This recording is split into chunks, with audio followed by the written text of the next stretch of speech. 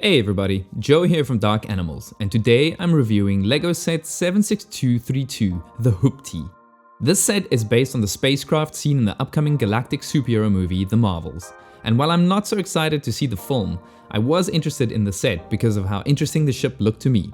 First off, this set consists of one spacecraft build, 3 minifigures, and 3 cats. Flurkins. So let's look at that curious ship first. What caught my eye initially was how smooth and rounded the ship is, which is not something we often see in something like the Star Wars range. Yes, this is another grey ship, but I like how it's complemented by this large windscreen at the front, which flows nicely into the rest of the ship. I'm not too happy that it doesn't close entirely in the front, but it's not the end of the world. The front of the ship is my favorite part thanks to all of the curved slopes and smooth tiles. It really integrates the windscreen nicely into the exterior of the ship. We also get those stud shooters at the bottom for the sake of play. Now moving on to the side, I like how they have included these trans orange pieces to complement the windscreen, and the grey is also nicely broken up by the addition of a few blue pieces. Again, just look at how smooth this exterior is. Moving on backwards towards what I call the wings, we get some dark red slope pieces to widen out the ship exterior towards the back. Interestingly though, LEGO chose to not finish the wings. Instead, the studs are completely left exposed, which really stands out compared to the overall smooth look of the ship. The thrusters underneath though look awesome, with these grille pieces adding some great detail. Unfortunately, I feel like the back of the ship didn't get the same love as the front. This area in particular I really don't like. For a while I thought I would actually complete this section later on in the build, but that was not the case. What I do like though are these trans orange pieces and the angle of the engines, which interestingly enough is held in place by only one Technic pin, which makes it a bit wobbly. The bottom of the ship also feels a bit unfinished, but I can always let that slide as I won't be looking at it too much. Fortunately, the top of the ship is very good, with some nice shaping, well, until you get to this massive gap which is needed for the opening of the canopy and roof. It's easy to lift up the entire assembly, and that allows access to the very spacious interior. I have to give credit to the designer, as I love a ship that can actually hold all the minifigures included in the set. The clinical white cockpit to the front is furnished with 2 control levers and 2 transparent screens. One screen has an image of Nick Fury, while the other displays the Hoopty. There's also a few additional stickers to add some more control panel detailing. And it is here at the back where we get so much cluttered accessories that makes the ship really feel lived in. From vibrant plants, scientific devices, a printed record, a jar of coffee and mug, retro blaster, and finally this old school printed tile, it certainly makes for an interesting and colorful part of the build. And way at the back we also get a basic build of what I assume is a medical bed.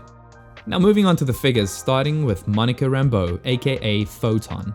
Her black and white torso print is great with the logo in that metallic silver, but I wish she had dual molded arms to add her black shoulders as well as some basic leg printing. The back printing is simple, but well done.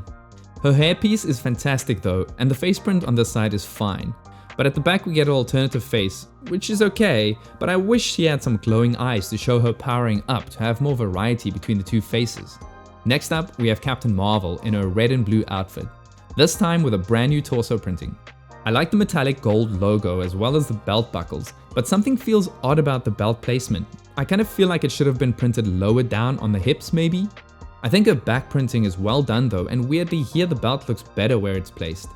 I always like to see this hairpiece on minifigures, and her face print has a suitable little smirk on this side, and at the back we get this odd little smile, which I kind of prefer over the other face.